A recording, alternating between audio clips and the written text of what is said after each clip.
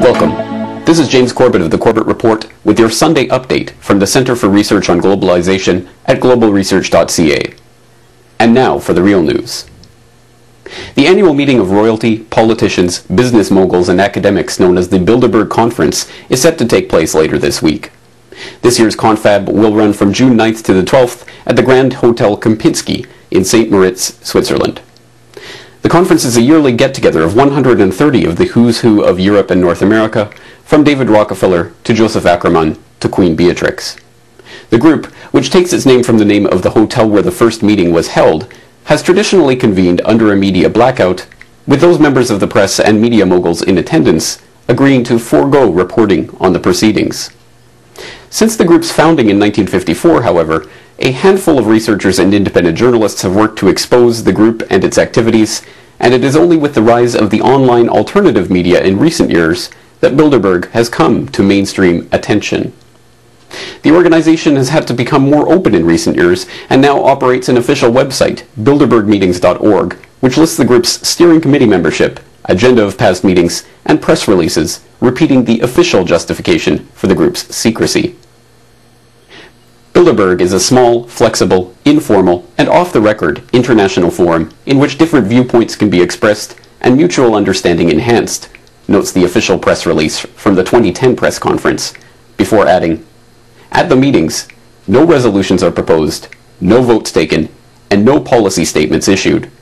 All participants attend Bilderberg in a private and not an official capacity." This description is not merely a reflection of the group's modesty. As the annual meeting brings together heads of state, finance and defense ministers, state governors, and other elected representatives with private business moguls, attendees are generally breaking the laws of their respective countries in engaging in the conference. Under the Logan Act, for instance, it is a crime for any U.S. citizen to negotiate with a foreign nation on the USA's behalf. As a gathering of some of the richest and most influential people on the planet, the conference is a lightning rod for criticism and speculation about the group's true purpose. This speculation is not unfounded, as investigative journalists like Jim Tucker and Daniel Esterlin have been able to predict numerous world events from discussions that their sources were able to smuggle out of past conferences. Such instances of prediction include Jim Tucker's successful 2002 prediction based on Bilderberg intel that the Iraq War would be launched in March of 2003. Daniel Esterlin's on-camera revelation from the 2006 conference that the Bilderberg members were planning to pop the housing bubble later that year to precipitate a general banking crisis. And Jim Tucker's 2009 prediction that Bilderberg were going to use the financial crisis to work behind the scenes on the construction of a closer North American governmental integration, something that was once again confirmed by newly revealed Canadian diplomatic cables detailing how lawmakers have been quietly working on just such an integration for years. In 1991, a then unknown governor of Arkansas was invited to attend Bilderberg, the year before becoming President of the United States. Here's the answer. I happened to be in Europe then on my way to Russia. I was invited to go to Bilderberg by Vernon Jordan, a friend of mine and a genuine hero of the civil rights movement. And to the best of my knowledge, NAFTA was not discussed by anybody in my presence. I was talking to people who happened to be from Europe who did not give a rip about NAFTA. In 1993, Tony Blair attended the Bilderberg meeting in Athens, Greece. The next year, he was appointed leader of the Labour Party. On the campaign trail in 2008, Hillary Clinton and Barack Obama disappeared for a secret meeting near Washington. Their private limos were seen entering the Chantilly, Virginia hotel where the Bilderberg meeting was taking place that same day. The Associated Press has learned that Barack Obama and Hillary Clinton have met face-to-face. The closed-door meeting comes just days after Obama clinched the Democratic nomination and just one day after Hillary Clinton's campaign announced she's planning to drop out of the presidential race. Campaign aides for both candidates say the meeting was about unity. Initially, it was believed that the secret meeting took place at Clinton's Washington, D.C. home. Obama's spokesman denied that, but won't confirm where the former rivals met. Robert, why were we not told about this meeting and that the senator wouldn't be on our flight until the doors were shut and we were about to taxi to take off? Again, we had a desire, Senator Obama had a desire to do some meetings. Others had a desire to meet with him tonight in a private way, and that's what we're doing.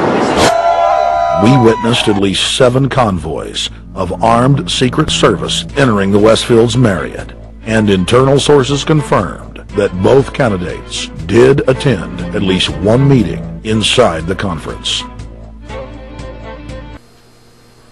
Earlier this week, I talked to Andrew Marshall, a research associate at the Center for Research on Globalization, about this year's conference and the significance of the Bilderberg meetings.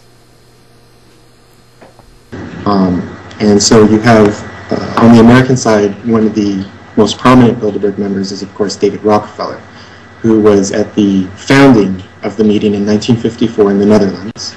The meeting was co-founded by Prince Bernhard of the Netherlands, who is the father of Queen Beatrix, who is a current steering committee member and also the largest shareholder in Royal Dutch Shell. He sort of brought her into the fray, into the Bilderberg Group, as she has now been bringing her son into the Bilderberg Group, and sure enough, he will take over for her in the end. Other prominent participants are Henry Kissinger, former U.S. Secretary of State, Zbigniew Brzezinski, former U.S. National Security Advisor, who co-founded the Trilateral Commission with David Rockefeller in 1973. And you have several other monarchs, European monarchs, Queen Sofia and King Juan Carlos of Spain are common participants.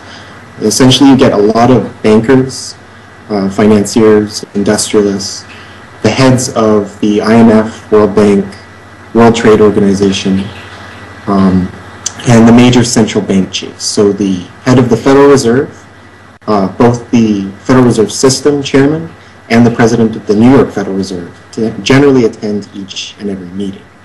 And it's usually at these meetings where they actually decide who tends to run these organizations. So there tends to be a consensus formed on who's going to be the next, for example, in the current context, who's going to be the next head of the IMF. I think that's something that we'll see being decided at this year's Bilderberg conference. So look for several of the contenders' names to appear on this year's list, and you can pretty much guarantee it's going to be one of them.